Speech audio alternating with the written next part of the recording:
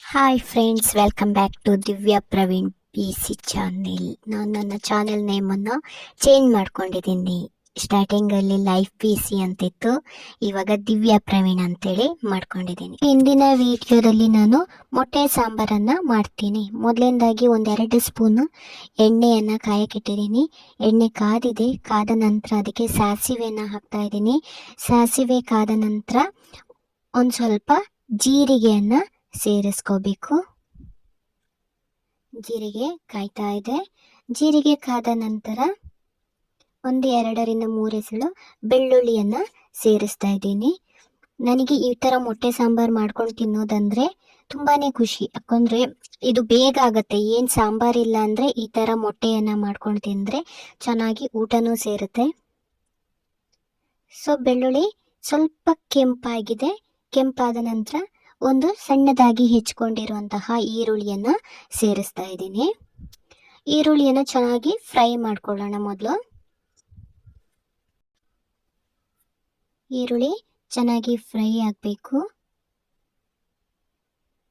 ಈಗ ಇದಕ್ಕೆ ಈರುಳ್ಳಿ ಚೆನ್ನಾಗಿ ಫ್ರೈ ಆಗಲಿ ಅಂತೇಳಿ ಒಂದು ಸ್ವಲ್ಪ ಉಪ್ಪನ್ನು ಸೇರಿಸ್ತಾ ಇದ್ದೀನಿ. ಉಪ್ಪು ಒಂದು ಅರ್ಧ ಸ್ಪೂನಷ್ಟು ಉಪ್ಪನ್ನು ಸೇರಿಸ್ತಾ ಇದ್ದೀನಿ.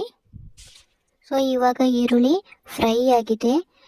ಇವಾಗ ನಾನು 2 ಟೊಮೆಟೊವನ್ನು ಸಣ್ಣದಾಗಿ ಹೆಚ್ಚಿಕೊಂಡಿಟ್ಟಿಕೊಂಡಿದ್ದೆ, ಅದನ್ನು ಸೇರಿಸ್ತಾ ಇದ್ದೀನಿ. ಟೊಮೆಟೊವನ್ನು ಎಣ್ಣೆಯಲ್ಲಿ ಚೆನ್ನಾಗಿ ಫ್ರೈ ಮಾಡ್ಕೋಬೇಕು. ಟೊಮೆಟೊ ಬೇಯಬೇಕು.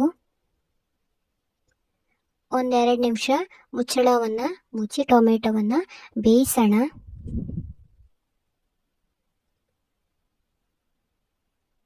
ನೋಡಿ, ಇವಾಗ ಟೊಮೆಟೊ ಬೆಂದಿದೆ. ಸೊ ಯಾರೆಲ್ಲ ನನ್ನ ಚಾನೆಲನ್ನು ಸಬ್ಸ್ಕ್ರೈಬ್ ಮಾಡಿಲ್ಲ, ಸಬ್ಸ್ಕ್ರೈಬ್ ಮಾಡಿಕೊಂಡು ಸಪೋರ್ಟ್ ಮಾಡಿ. ಟೊಮೆಟೊ ಇವಾಗ ಬೆಂದಿದೆ. ಇವಾಗ ಇದಕ್ಕೆ ಖಾರಕ್ಕೆ ಎಷ್ಟು ಬೇಕೋ ಅಷ್ಟು ಕೆಂಪು ಮೆಣಸಿನ ಹುಡಿಯನ್ನು ಸೇರಿಸ್ತಾ ಇದ್ದೀನಿ. ಹಾಗೆಯೇ 1/4 ಸ್ಪೂನ್ ಅರಿಶಿಣ, ಅರ್ಧ ಸ್ಪೂನ್ ಸಾಂಬಾರ್ ಮಸಾಲ, 1 ಸ್ಪೂನ್ ಗರಂ ಮಸಾಲ,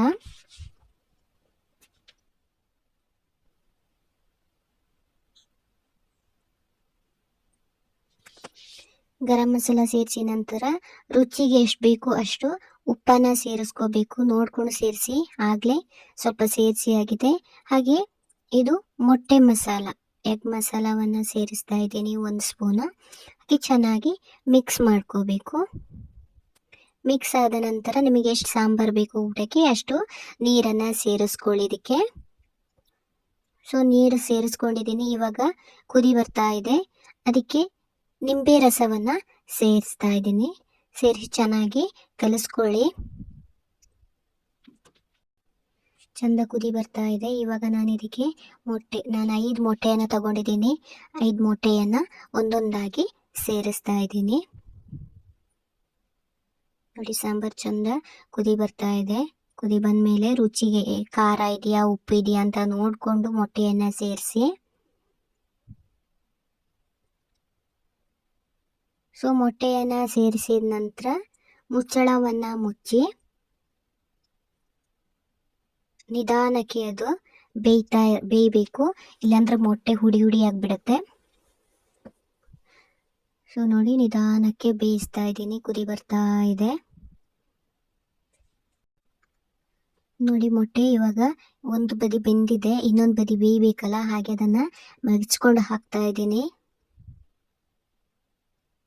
ನೋಡಿ, ನಿಧಾನಕ್ಕೆ ತೆಗಿಬೇಕು, ಇಲ್ಲಾಂದ್ರೆ ಹುಡಿ ಆಗಿಬಿಡುತ್ತಲ್ಲ. ಮತ್ತೆ ನನಗೆ ಮೊಟ್ಟೆ ಸಿಕ್ಕಿಲ್ಲ, ನನಗೆ ಮೊಟ್ಟೆ ಸಿಕ್ಕಿಲ್ಲ ಅಂತ ಹೇಳ್ತಾರೆ, ಹುಡಿ ಮೊಟ್ಟೆ ಆದರೆ. ಸೊ ಹಾಗೆ ನಿಧಾನಕ್ಕೆ ತೆಗೆದು ಹಾಕಬೇಕು. ಸೊ ನೀವು ಟ್ರೈ ಮಾಡಿ, ನಂಗೆ ಕಮೆಂಟ್ಸ್ ಮಾಡಿ ಆಯಿತಾ, ಟೇಸ್ಟ್ ಹೇಗಿದೆ ಅಂತ. ಚೆನ್ನಾಗಿರುತ್ತೆ, ಟ್ರೈ ಮಾಡಿ. ಹಾಕಿ 1-2 ನಿಮಿಷ ಮತ್ತೆ ಮುಚ್ಚಳ ಮುಚ್ಚಿ ಬೇಯಿಸಿದ್ರೆ ಮೊಟ್ಟೆ ಸಾಂಬಾರು ರೆಡಿ ಆಗುತ್ತೆ. ನೋಡಿ, ಫೈನಲಿ ನಾನು ಅನ್ನ ಜೊತೆ ತಿಂತಾ ಇದ್ದೀನಿ. ಸಬ್ಸ್ಕ್ರೈಬ್ ಮಾಡಿ, ಸಪೋರ್ಟ್ ಮಾಡಿ.